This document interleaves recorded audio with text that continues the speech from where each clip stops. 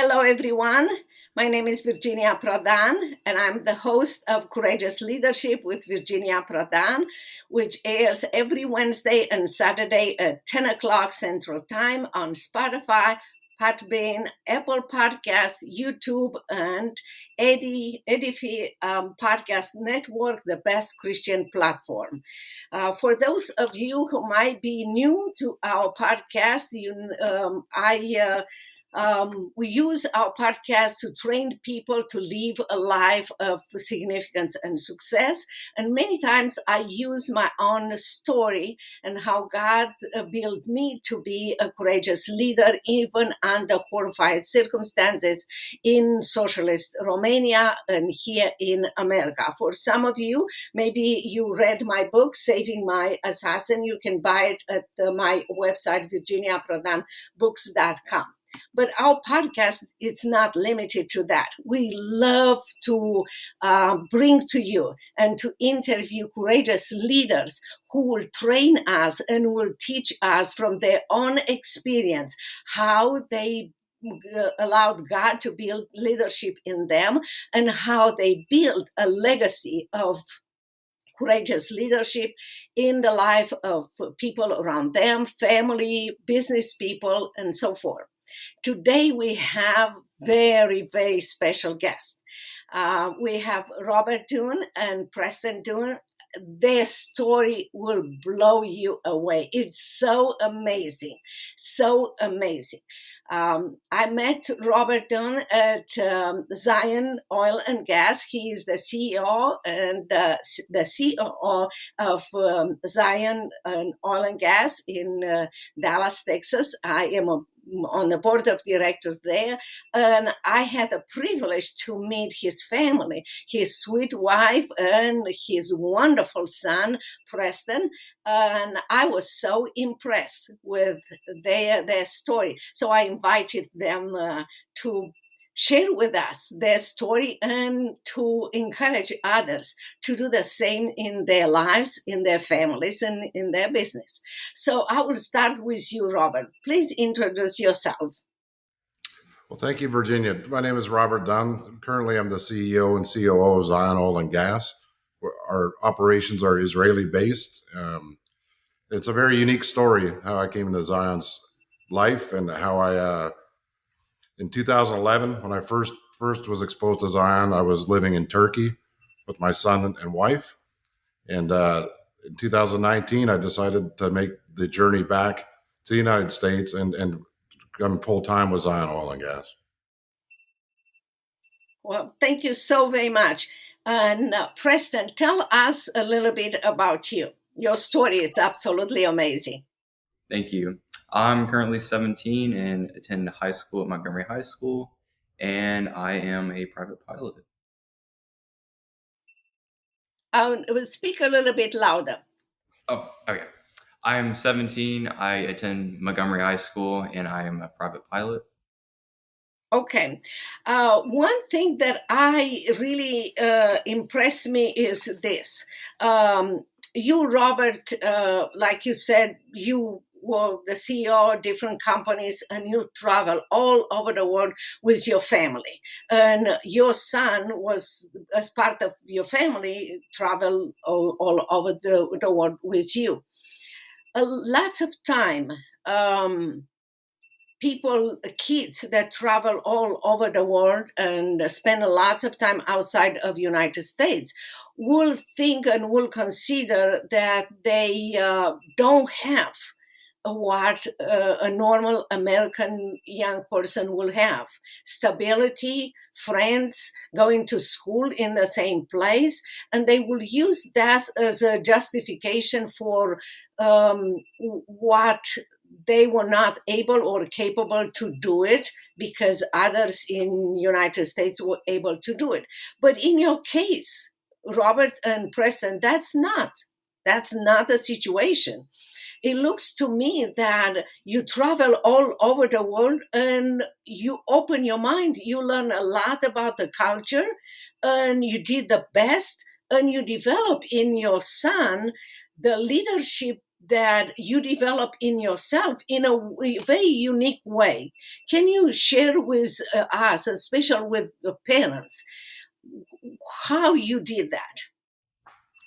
It's a very good points that you made there, Virginia. And, one of the big things is when we're exposed to different cultures and environments like we were, Preston at the age of 4 is when we relocated to Turkey. So predominantly a Muslim country, a lot of different cultural aspects within the country. And I think what's over the time cemented the family values is we were a family unit and we had ourselves.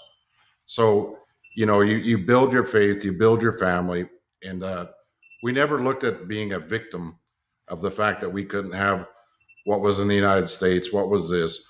What we did is we used that to cement Preston's outlook growing up. We were able to mentor him that look, there's different cultures, there's different aspects to cultures.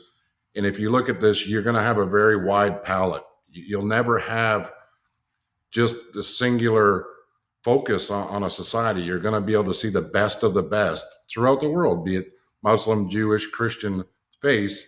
We're exposed to them all.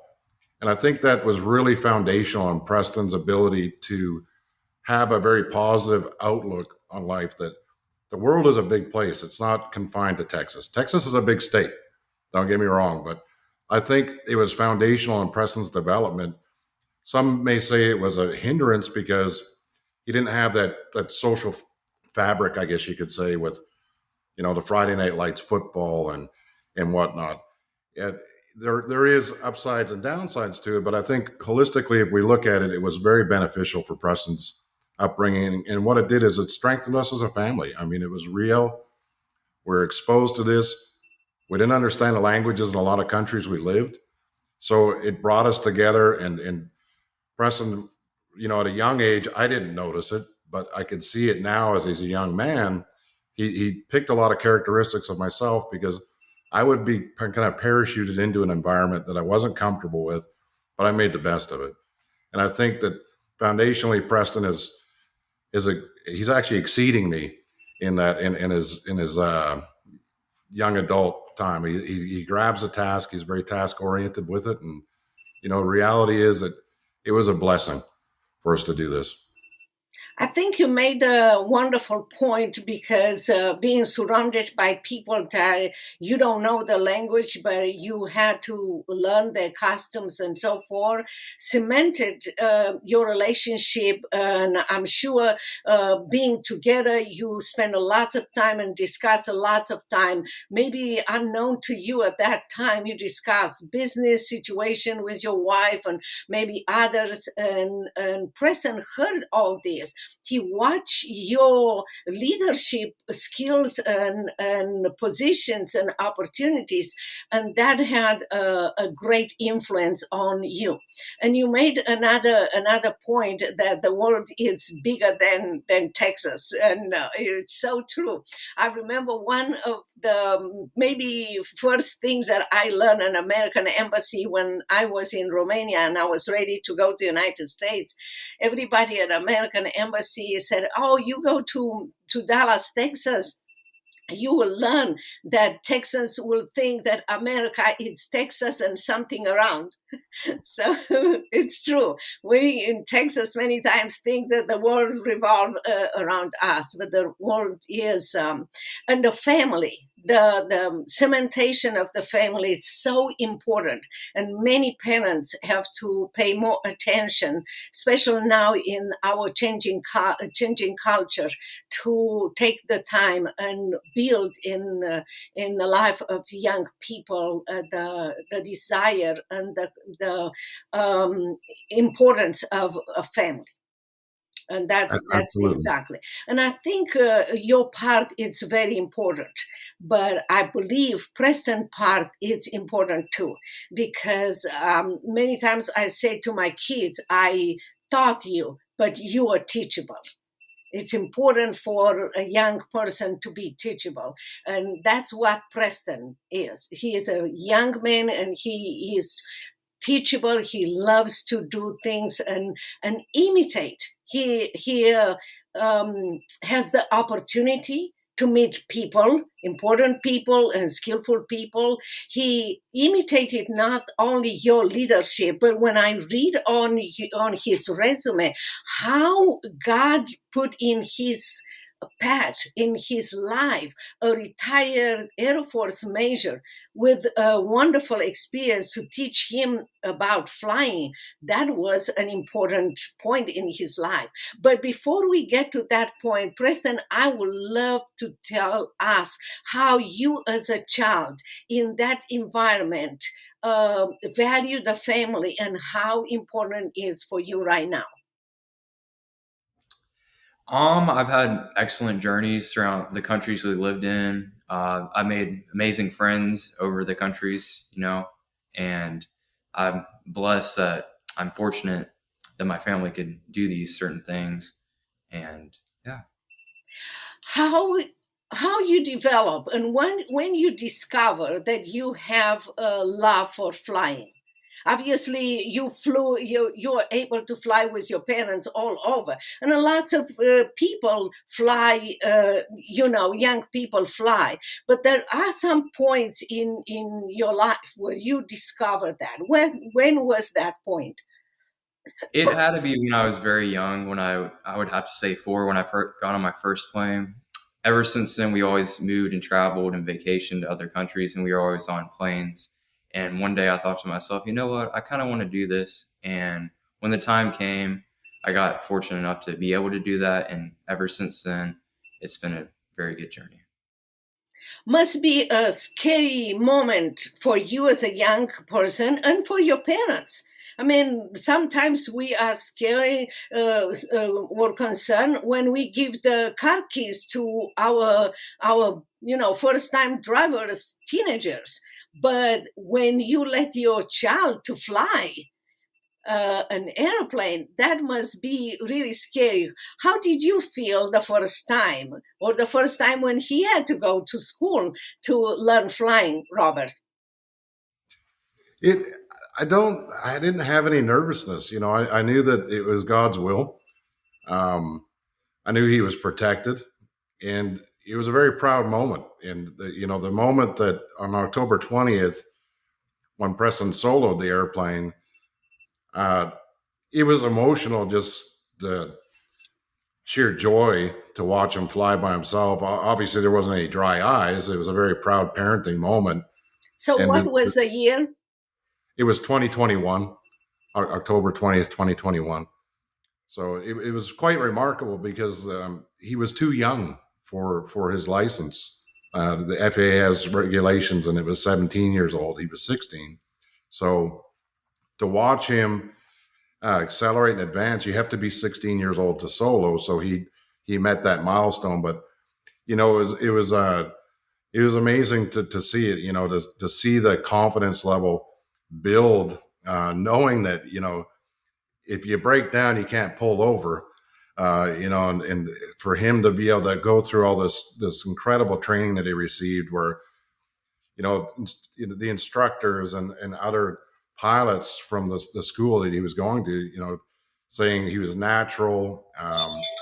He's very cognizant of emergency procedures. He was at one point during his private pilot journey, he was being tested on a commercial level, just because they were kind of running out of syllabus for him to do. So a long answer to your question, Virginia, is I didn't have fear. I guess I had just more parental excitement. I know my wife, it's intrinsically the mothering instinct with the children, but I think it was both of us was one of the most proudest moments to see this. And it was remarkable to watch.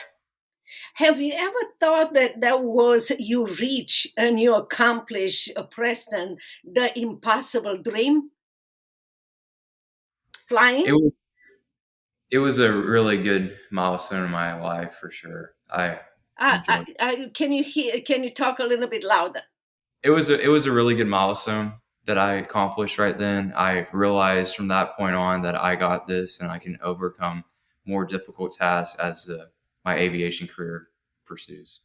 But being his father, he's fairly humble. So I think the gravitas of what it is hasn't really sunk in yet. But when you start to look at his age and where he's going right now with a very difficult rating, it's an instrument rating at his age. It's not common. It's very uncommon. So, my wife and I both try to instill the importance of it. But Preston's humbling character, he'll never he'll never exaggerate it. But reality is he's 0.07% of the pilot population.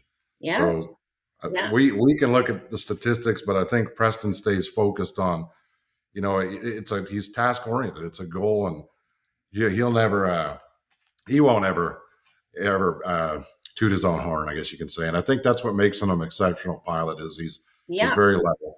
I have a son, and he is a rescue pilot in the United States Air Force, and I know, how much it takes to fly an airplane or a helicopter or so forth. And at your age, Preston, it's remarkable. It's absolutely remarkable.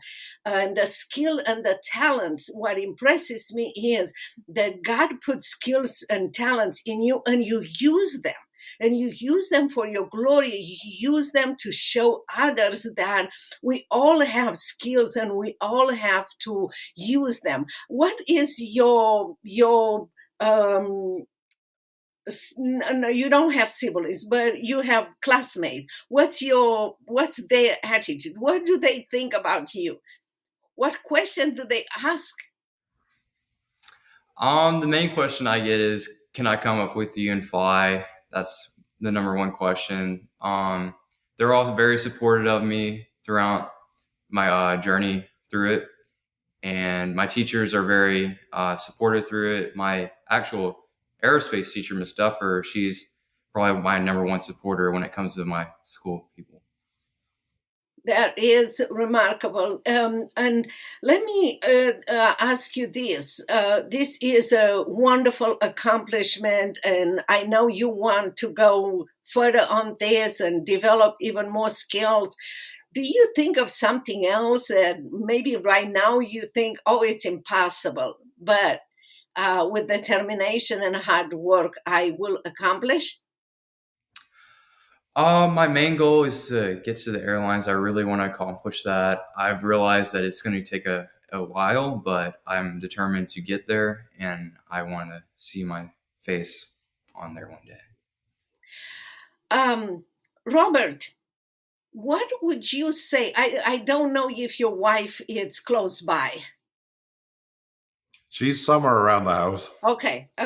But what would you say to parents? Because as parents, we know our children. We know the talent and the skills that God put in them. There is a specific way that we know that from a younger age. What would you say to parents to help them to accomplish what you accomplish in Preston's life? How would you encourage them? The biggest encouragement I could give other parents is don't direct your child to do what you want them to do. Don't live vicariously through your child, and allow them to kind of explore and let them have some failures on certain things, but at the same time be supportive on certain things. So not everybody's wired to be a doctor, not everybody's wired to be a lawyer, or not everybody's wired to be a gardener type thing, but allow your child to kind of understand where they want to go, and you'll see it at the most unpredicting time in a parenting life. It was Karen and I knew that Preston, he had a talent that it was hidden. We didn't see it. It was in plain sight the entire time, and what it took was just one thing, just a simple direction that we want to take Preston on a surprise flight, a discovery flight. And that was kind of at the last minute. And I think the Lord actually had a big part of that, because it wasn't something that we were thinking. And he took to it like fish to water, I guess you could say. So it's an amazing if you allow your children to kind of let them direct themselves, you can provide support, obviously. Be there for them is another big thing. It's reality is, children today, they're surrounded by a tremendous amount of influence, be it social media, etc. And I think one of the foundations with Preston, we were lucky, is he didn't really show an interest in that. He showed an interest in kind of doing computer things, but not on a social media platform, maybe playing some video games like all young boys do. But I think when you spend time as a family unit where you can limit the time that your children can be on the social media platforms, I think you'll start to see, you'll see a skill in your children that you wouldn't see if they're buried in their iPad or their phones or whatever, right? So let your child dictate what they're going to do, and I think you'd be surprised. You said it so well. Preston, what would you say to young people? I would say follow your goals. You never know where it's going to take you. Just keep on going. Just do what you want to do, and have supporting parents and friends throughout the way. That's great. I just want to thank you so very much for coming to our podcast and encouraging many, many parents and many young people. And I hope they will take your message to their heart. And if they have any question, we will put links and everything, and we will answer all your questions. And thank you so much again, Robert and Preston, for coming to our podcast. Well, thank you very much, Virginia. Very much. Thank you so much for watching and listening to our podcast, Courageous Leadership with Virginia Prodan, every Wednesday and Saturday at 10 o'clock Central Time. Our podcast is on Spotify, Podbean, Apple Podcasts, YouTube, and ADF Podcast Network, the best Christian platform. We are so grateful you are here, and we hope you keep in touch. If you have any questions, please send us your questions and keep in touch. Until next time, bye-bye.